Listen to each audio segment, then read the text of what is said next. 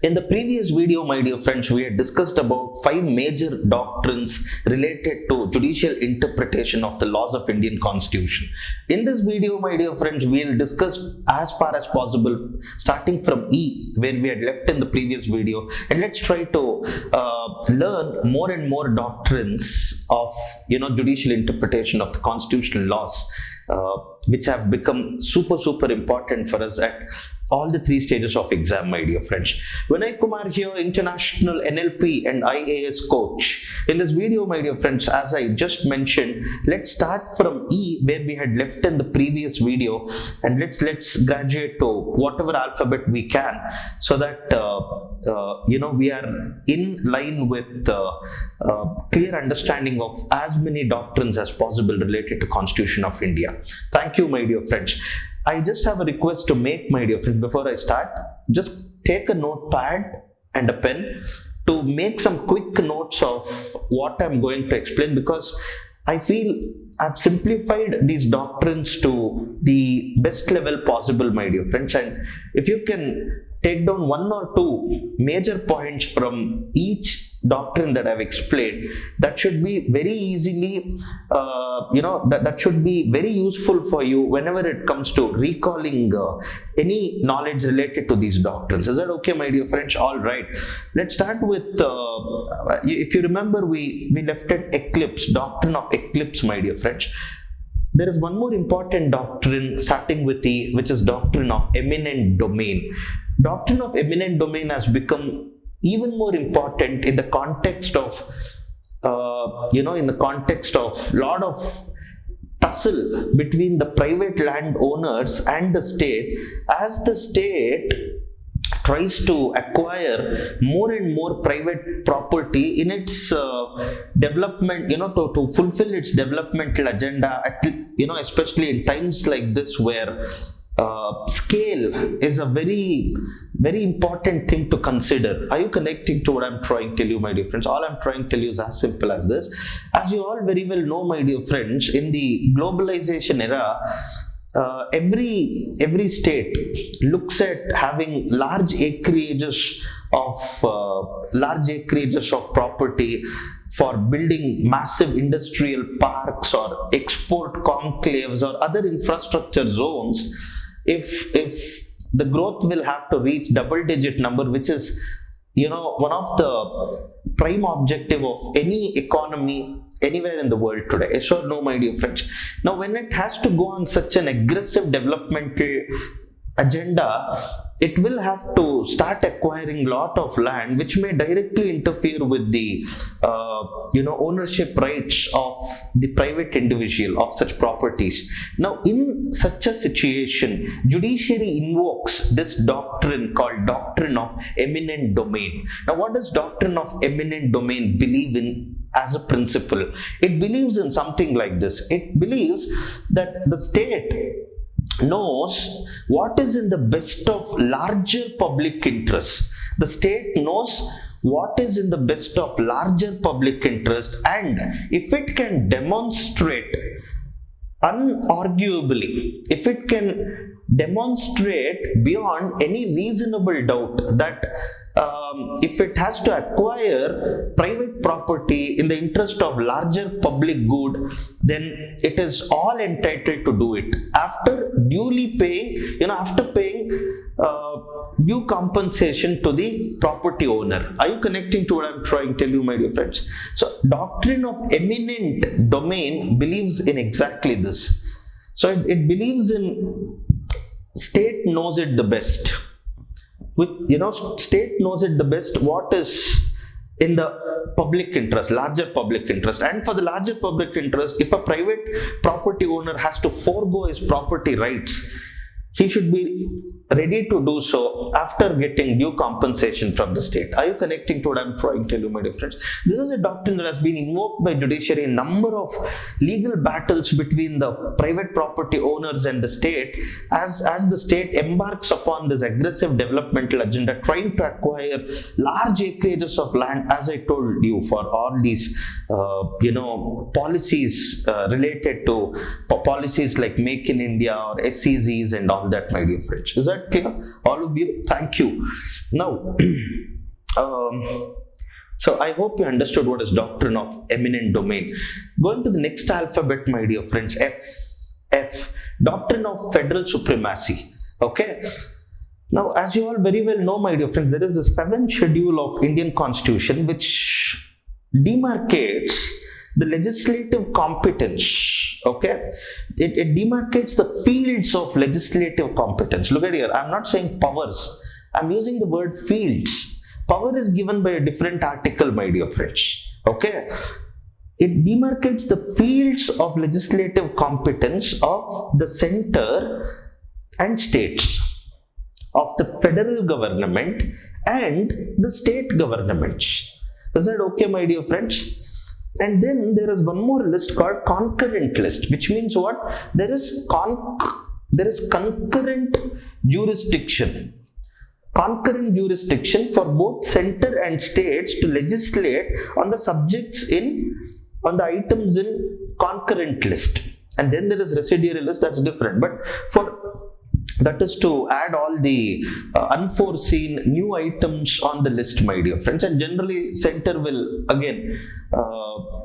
center will have competence to legislate on them unless until it is settled into which list it has to be entered into subsequently by a law or something made by by a law made by the parliament. But for now, what is the larger question that we are trying to understand here is, my dear friends, whenever center and state both will have to formulate a law on an item in concurrent list, and if both formulates a law on an item in concurrent list, the law made by center will, or the federal government, or the federal legislature, the law made by the center will prevail over the law made by the state according to the doctrine of federal supremacy as invoked by the judiciary. Are you connecting to what I'm trying? You know very well, my dear friend, Supreme Court is the only arbitrator.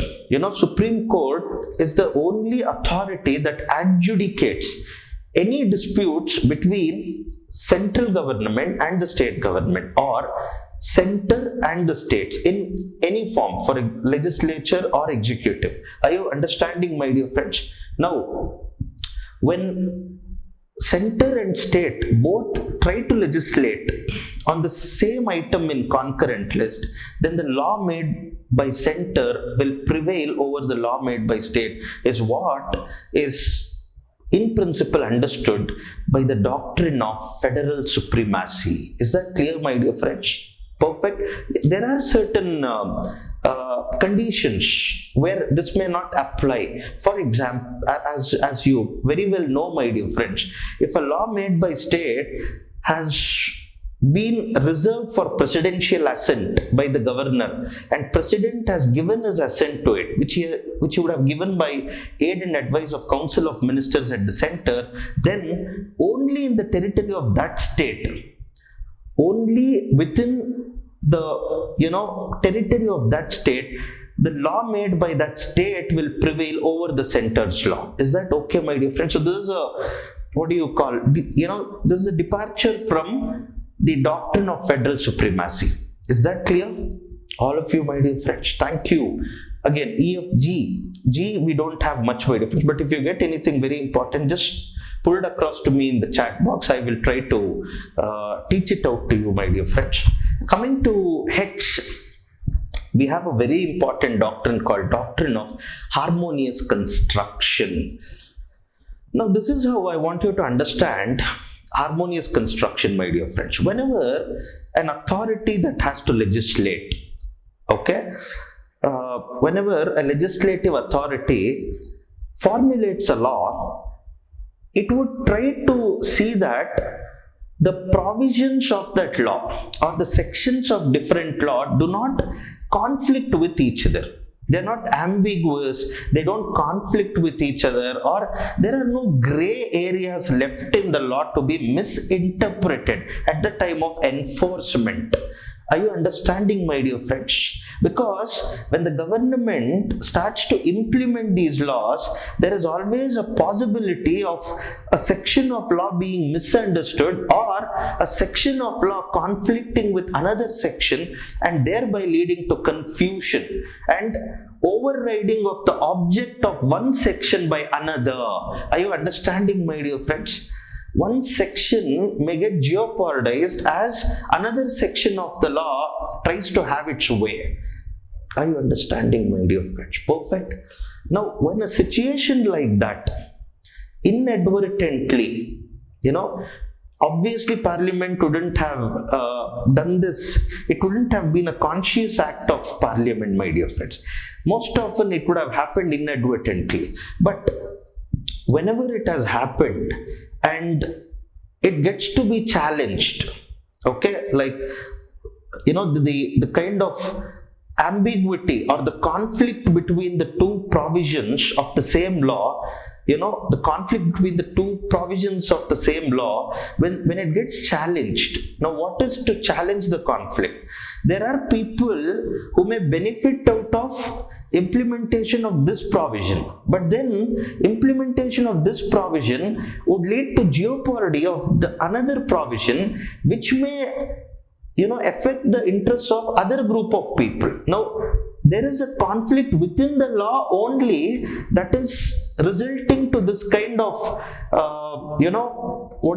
this kind of conflicting outcomes. Are you connecting to what I'm trying to tell you, my dear friends? Perfect.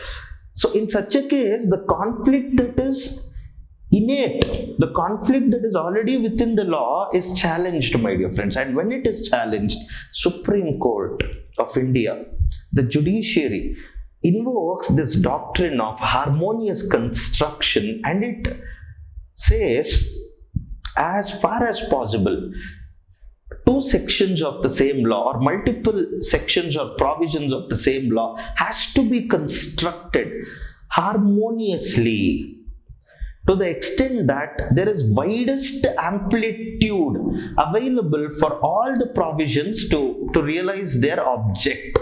Are you connecting to what I'm trying to tell you, my dear friends? There is widest amplitude available for each provision to realize the object of law.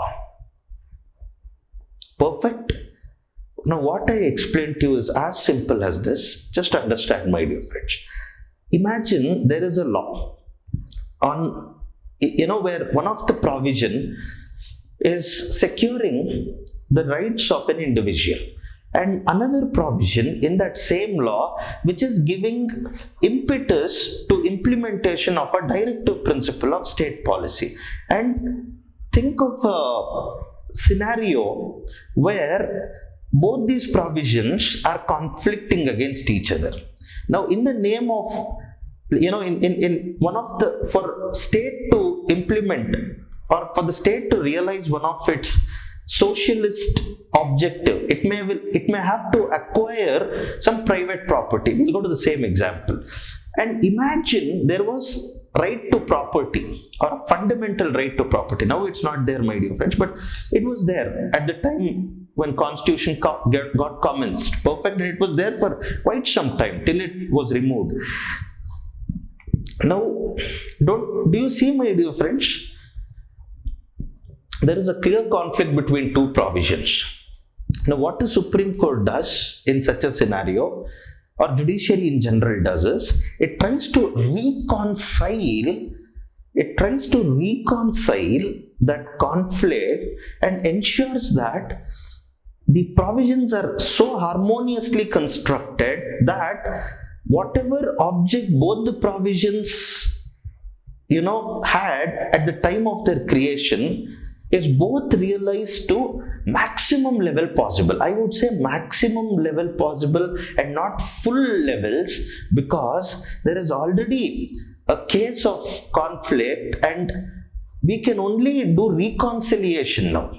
Are you connecting to what I'm trying to tell you? And such a reconciliation is what we call as harmonious construction. Construct in such a way that parts get integrated.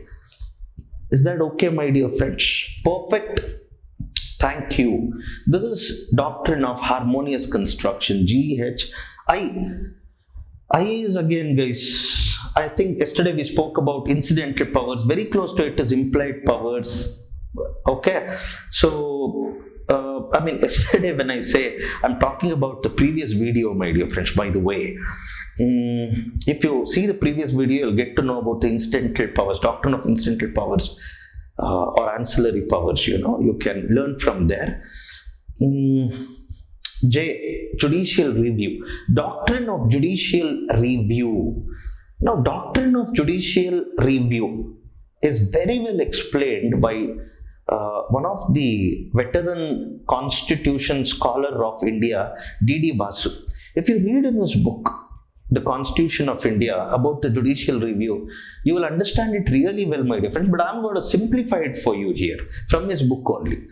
He says there are two laws, okay, generally. One is an ordinary law, another is a supreme law. Whenever you have written constitution, that written constitution is the supreme law of that land. Any ordinary laws that are being made subsequently outside of this written constitution by the highest lawmaking authority of that state, okay, will have to comply and conform to the core constitutional principles. It will have to comply and conform to the basic structure of this constitution. If it is not, then the court, the judiciary, or in our case, the Supreme Court, as the defender, as the guardian of written constitution of this land, can intervene and declare such a law as unconstitutional. Are you connecting to what I'm trying? It can declare such a law as unconstitutional and therefore strike it down from coming to effect. Are you understanding, my dear friends? So, judicial review has three components in it, as you saw, my dear friends. One is the component of distinction between ordinary law and supreme law, and whenever ordinary law is not conforming to the core values of supreme law, okay, it cannot be, it cannot come into effect. Now, who ensures that it does not come into effect? There has to be a guardian, who's looking into whether any ordinary law is interfering, or whether any ordinary law is departing from the core constitutional values, and that responsibility lies with the Supreme Court, which is the guardian of the written constitution. And whenever the Supreme Court is able to examine the constitutionality of a law and cannot see that law conforming to the core values of constitution, it can strike it down. Is that okay, my dear friends? And third component is, no, it need not apply to just the laws formulated by parliament, but also any form of rules or regulations that may be formulated, any form of subordinate laws that is being formulated at the level of executive can also be struck down by the judiciary if it finds it unconstitutional, if it finds it not conforming to the constitution. Is that okay, my dear friends? So this power to review an ordinary law and examine its constitutionality is what is doctrine of judicial review. Is that okay, my dear friends? Clear? Thank you. So as we complete judicial review, my dear friends, let's directly go to OPR, because there aren't many important as such doctrines in other alphabets related to the need of civil service exam, my dear friends. But OPR, I would like to deal with it at once, my dear friends, because they are all interrelated. O stands for doctrine of occupied field, R stands for doctrine of repugnancy, and P stands for doctrine of pith and substance. I will deal with it in this order, my dear friends. First O, then R, then pith and substance, because if it is understood in that way, it will be understood very easily. Is that okay, my dear friends? Thank you. Now, having said that, now, as you very well know, my dear friends, in the 7th schedule, there are these lists: union, state, concurrent list. Concurrent list will have, concurrent list has within it items on which both center and states both have legislative competence. Perfect, my dear friends. Having said that, now there can be an item in the concurrent list which center can occupy to the extent that state cannot legislate anything related to that item in the concurrent list. Are you understanding, my dear friends, what I'm trying to tell you? For example, if let us say both state and center are interested in one of the subjects of concurrent list for legislation, and both of them start to legislate at the same time, okay, state government is able to legislate quicker compared to central legislature. If the central legislature has already started to formulate a law on it, even though it is still in process and it has not got completed, judiciary can invoke this doctrine of occupied field and tell the state, even though you have completed formulation of the law, because center has occupied that field, per se your law stands null and void. Are you connecting to what I'm trying to tell you, my dear friends? So occupied field is not same as repugnancy. Look at here. Repugnancy starts where occupied field ends. Occupied field is already center, has occupied that field of legislation to an extent that you have no authority over it at all. Are you connecting to what I'm trying to tell you? Perfect. So whenever there is inconsistency, I shouldn't even get into, sorry my dear friends, I shouldn't even get into the question of inconsistency or incompatibility, because inconsistency or incompatibility only comes into question when there is repugnancy. But here we are not even talking about inconsistency. It's not that, center has made a piece of law, state has made a piece of law on the same item in concurrent list and they are both mutually inconsistent and incompatible. No, the provisions are contradictory, or the provisions are conflicting to each other. No, we haven't still entered there yet.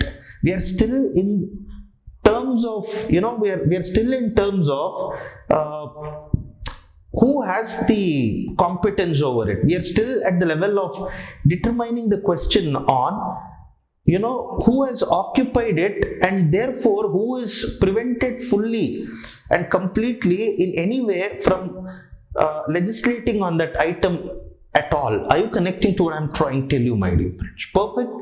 So that's why they say, where the occupied field ends, there the question of repugnancy can start. If the occupied field is already there, there is no question of repugnancy at all. So if center already has occupied this subject of concurrent list, it can prevent state fully from legislating on that same subject, my dear friends. And then comes the repugnancy, where both of them have formulated a law. First, let us say the state has made, then center formulates on the same subject for number of reasons, my dear friends. And now they are inconsistent, or they have mutually contradicting provisions between them. The judiciary invokes this doctrine of repugnancy and says, whenever these provisions between a state and central law is repugnant, the central law shall prevail, barring few exceptions where, as you very well know, my dear friends, the law made by state has been reserved by the governor for presidential assent, and it has received the assent. Then only to the territory of that state that law shall apply, with where central law will not override the state law. But remember, center can come up with a blanket law which can even take away this law made by the state subsequently. Are you connecting to what I'm trying to tell you, my dear friends? So I hope you understood the difference between occupied field and repugnancy, my dear friends. Is that okay? Perfect. Thank you. Now, what is this pith and substance? So, occupied field is, I am already legislating on this item of concurrent list, so you have no business there. Repugnancy is, you have already legislated, I know, but I am legislating in a probably in a much more comprehensive or effective way, and therefore mine should prevail. In both cases, that's what center is communicating to the state, both in occupied field and repugnancy. Yes or no, my dear friends? Pith and substance is something like this. Pith is, as you know, essence or true meaning. Substance is the essential part of something. Correct, my dear friends? Now, in pith and substance, what happens? Whenever any legislative authority formulates a law and that law is seen to be, or some provisions of that law is seeming to be encroaching upon the subject in the list of another legislative authority, okay? Judiciary invokes doctrine of pith and substance and sees whether this encroachment is incidental to the actual powers that this legislative authority has got. Are you connecting to what I'm trying to tell you, my dear friends? It's as simple as this. For example, the center has legislative authority to legislate on a subject, in its field. And if it will have to do full justice to legislation on that matter, then invariably it will have to legislate on some of the incidental or ancillary matters, like I discussed in the previous video, my dear friends. Okay, it will have this kind of incidental or ancillary encroachment cannot be considered as a case for making the whole law invalid. Are you connecting to what I'm trying to tell you, my dear friends? Okay, this kind of incidental encroachment cannot be taken as a reason for declaring this law as being unconstitutional, or it is encroaching upon the legislative competence of another authority and all that, my dear friends. Is that clear, please? All of you. So that is why I told you when I explained to you doctrine of incidental or ancillary powers. This is in addition to doctrine of pith and substance. Fair enough, my dear friends. So far, is it clear, please? Okay, so the courts look into whether the encroachment is, deliberate, or is it incidental. If it is incidental, my dear friends, okay, then the law shall prevail, notwithstanding the fact that it is encroaching on some of the matters in the list of another authority. Are you connecting to what I'm trying to tell you? Perfect. Because why this doctrine has been invoked by the judiciary is, if pith and substance is not there, my dear friends, every law that is being made will invariably have one or other provision which looks like as if it's encroaching or transgressing into the legislative competence of another authority, or in a federation into a federating unit's authority. Are you connecting to what I'm trying to tell you, my dear friends? But then also to remember, it can be the other way also. State legislature can formulate a law which has provisions that is incidentally encroaching upon an area in center list of legislative competence, my dear friends. Are you connecting to what I'm trying to tell you? Perfect. So here is the doctrine of pith and substance. Is that clear, my dear friends? So you understood what is occupied field, what is repugnancy, and what is pith and substance. Now let us go to next one. It's doctrine of severability. Doctrine of severability. Severe means to cut off, correct? That's the literal meaning of severe. Very simple. There is a law that has been formulated by an authority in a federation where there is a law that has been formulated which may have some of its provisions, not the whole law as such, but some of its provisions interfering with the basic structure of constitution. Okay, interfering with the basic structure of constitution, or in a federal setup, it seems to be disturbing the federal balance of power. Are you connecting to what I'm trying? Which means, in very simple words, it's like a colorable legislation. Is that okay, my dear friends? Perfect. It's like a colorable legislation. What it's not able to do directly, it may be doing indirectly, my dear friends. Now, something like that, when it is happening, the courts, instead of striking down the whole law, may invoke doctrine of severability and look into only those provisions which is undermining the basic structure of constitution or undermining the principles of federalism, and may ask the legislative authority which has formulated that law to just sever that part of the law so that the law is constitutional and it can come to force, or if it is already there, can remain in force. Are you connecting to what I'm trying to tell you, my dear friends?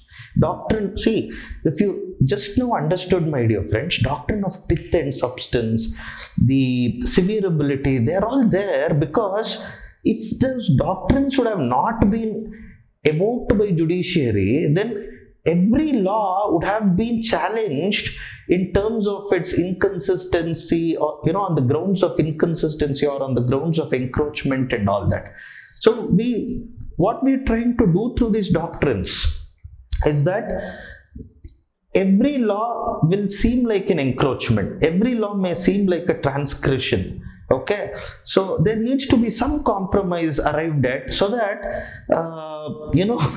laws are there and the life of citizens can be normal. Are you understanding? If there are no laws in force at all, with every law being challenged, then what will determine the life of public, my dear friends? Are you connecting to what I'm trying to tell you? Is that okay, please? Thank you.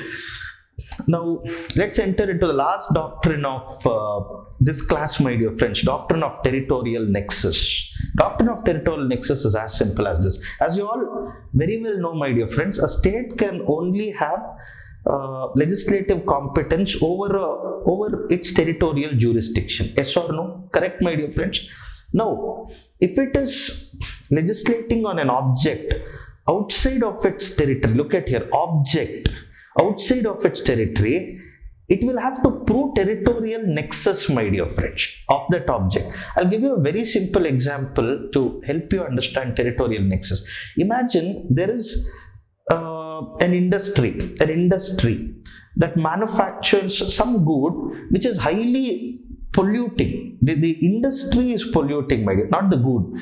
The good, once it is manufactured, is not primarily sold in this state, but it is sold in some other state. So producer is this state because of the state having all the raw materials or the energy resources which are required to manufacture this good. The state is a producer of that good, or the state has ideal favorable conditions for industries to come and produce that good here. But then most of its consumption happens outside of the state. Now, imagine this state is imposing some kind of tax, some kind of pollute on the basis of polluter pays principle. It imposes some tax on this good, but this good is mostly consumed outside of the state. Now, this is the time judiciary invokes this doctrine and looks into whether this object on which this object of taxation has a territorial nexus, and if it is, it goes ahead with, it gives a green signal to such a tax. Are you connecting to what I'm trying to tell you, my dear? That's doctrine of territorial nexus for you. So I hope, my dear friends, I have, to whatever extent possible, made these doctrines as easy as possible for you, so that you can really, with the level of comprehension that you have now, you can represent them really well at the level of your mains or even at the level of answering questions, at the level of interview. Thank you very much, my dear friends. I have just one last request to make. If you found these doctrines being made easy by me to you, my dear friends, if you can leave a word of appreciation in the comment box as made easy, it will be very helpful to me, my dear friends, because you were the reason for this video to be made. And if it has been useful to you, if it has been helpful to you, it makes my this whole thing a very worthwhile exercise. Thank you very much, my dear friends. See you all in my subsequent videos.